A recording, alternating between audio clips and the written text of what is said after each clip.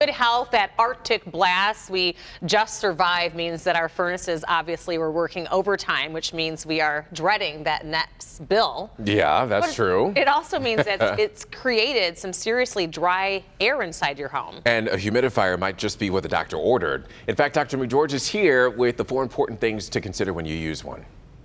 When the humidity in your home drops below 25%, simple discomfort from dry skin all the way to health problems like nosebleeds, sinus problems, and even the spread of viruses increases.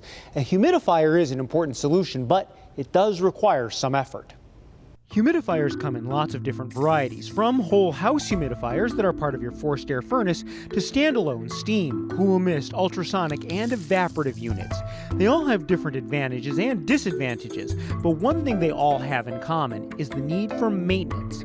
Filters and moisture pads need to be changed, and water reservoirs need to be cleaned regularly. These areas can easily develop a biofilm that can grow molds and bacteria, which are dispersed into your air.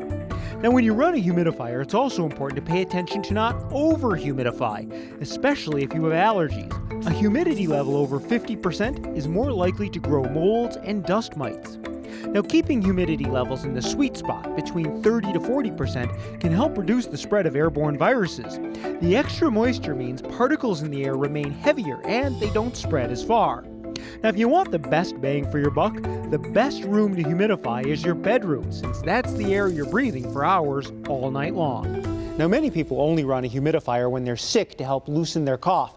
Now, while that's not a bad idea, there's really no proof that they're specifically helpful only when you're sick, so run them all the time. Now, finally, because they generate heat, steam humidifiers should not be used in areas that are accessible to any children. Back to you.